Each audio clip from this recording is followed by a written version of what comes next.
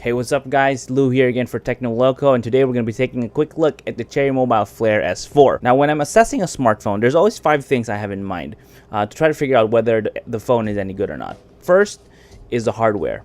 Does it feel good in the hand? Does it look good? Second is the software, and particularly whether it's been a very modified version of Android, or how does it fare software-wise. Is it cluttered? Is it something easy to use, easy to pick up? Third is performance, and this I think is one of the most important things. I'm not a big mobile gamer, but I do value a phone that can take all the different applications I run in the background, from Chrome to social media, Facebook, Twitter, Instagram, all this other stuff, and whether it can keep up with that. I mean, I game a little bit from time to time, but it's not really graphics intensive game. Fourth is the camera, and I think this is one of the most important things of the smartphone also, because the smartphone cameras of the past like 5 years have basically allowed people to share what they see instantly to everyone they know.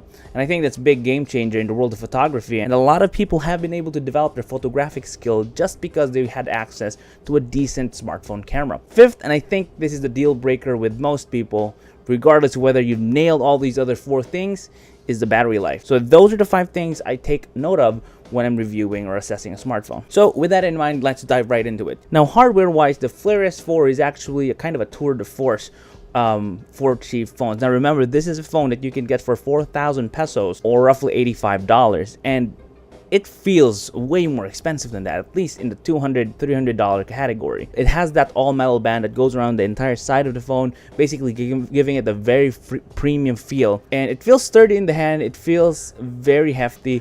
It's not heavy, but definitely you can feel its weight. And that's all thanks to the metal construction. Other specs of the phone include the 16 gigabytes of onboard storage, 2 gigabytes of RAM, 1.3 gigahertz quad-core processor, and a 5-inch IPS LCD display. Now, the display actually is a pretty decent unit. It has a nice level of brightness, nice level of saturation and color. It even comes with a customization app called Mirror Vision, basically allowing you to modify how the display displays colors to your personal preference, of course. I think it's a very nifty thing to have. I mean, a lot of other smartphones from the top manufacturers, Samsung, LG, OnePlus, have that feature built in, but it's nice to see that on a phone that is very inexpensive. All that to say that basically it's a very good phone to view videos on, YouTube videos, whatever, and so all social media.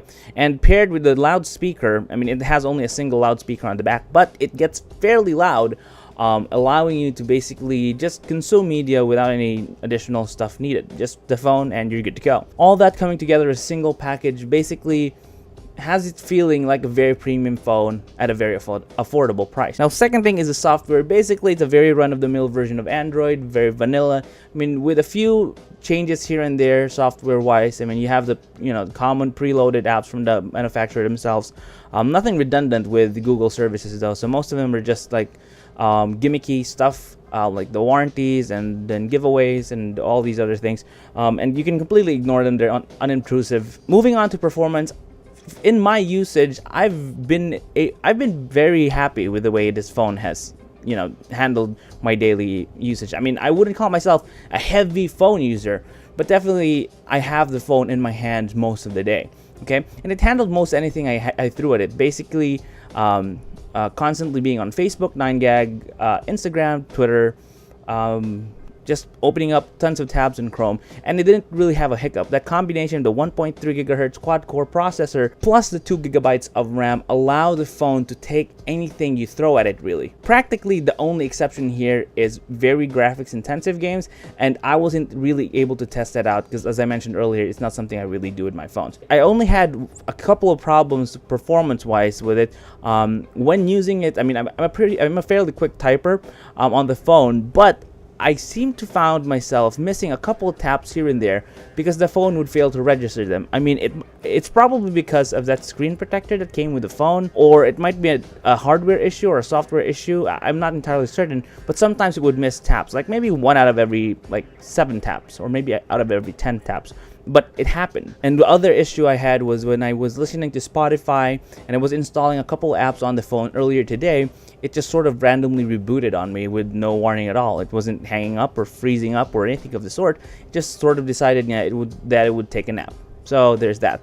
I mean, I guess it's bound to happen, you know, but you know, it was kind of weird. Fourth is the camera. Now, this is kind of a two-faced situation here, because the back camera in and of itself, it's a 13 megapixel shooter and it does a wonderful job. The preview on the app itself isn't really, you know, instill you with a lot of confidence, but once you take the snaps themselves, the photos themselves, and you load them and you process them through Snapseed or whatever your editing app of choice is, it does result in some pretty good takes. Great in daylight, not so great in low light, but it does its job well enough. The front-facing camera, on the other hand, is another issue altogether. Definitely one of the crappier cameras I've had the misfortune of using. The preview is terrible, and the output itself is even worse. It's over-processed, it's over-sharpened, and really not flattering at all. If you're into the selfie game, or if you want to up your selfie game, this is not the camera for you. But as a budget option, for a smartphone camera that does well in good daylight, or in daylight, then definitely, yeah, lots of detail, definitely something I could recommend. And fifth though, and this is where the review kind of just goes downhill completely, is the battery life. Now, in my experience, I mean, as I mentioned earlier, it does have a 2200 milliamp hour battery, and in my experience, that only really got me about six and a half hours of use. That's with like 3.5 hours of screen on time, and just plain and simple, the battery is not big enough. If you are dead set on getting this phone, I would definitely recommend investing in a good power bank, just so you can keep it juiced up. I mean, I was using it to listen to Spotify and just a couple of hours of Facebooking earlier in the day, like literally maybe an hour total of Facebooking in the morning, and now it sits at 34%. I mean, it's just been sitting here and it's been draining battery like it ain't nobody's business. So I guess that is one of the weaknesses of the phone. I mean, that comes at the price of it being that thin. Like, I mean, yeah, there are compromises here, definitely. Is it something that you could use as a daily driver? Like, just as the only phone you have? Maybe. If you're not a super heavy user, this could be a phone that you could use. Plus, it has a very good smartphone camera, which I was very surprised by. But the battery life really is what kills it for me. So with that in mind, yeah, I could recommend it as a primary smartphone, like a daily driver, like really the only smartphone you have in your bag, if you also pair it up, or if you also go ahead and buy a power bank. As a secondary phone, yeah, definitely, this is a very good phone to have as a backup. Or maybe if you want to get your kids or your tween, whatever, a smartphone this Christmas, this could probably be the one for them. Very good bargain, I think. Is it the best camera at that price point? Probably. There are a couple other ones that I haven't tried out yet. They're just a little bit more expensive, about 1,000 pesos more. And I'll be trying those out soon too. For 4,000 pesos, with that kind of performance and that kind of package, there's really no beating the Flare S4. Plus, unlike almost all other phones in its price range, it looks very good. So yeah, those are my thoughts on the Flare S4. Let me know in the comment section down below. Do you agree, or does this entice you to go ahead and buy the Flare S4? Also, let me know what other smartphones do you think I should be reviewing. That's all we got.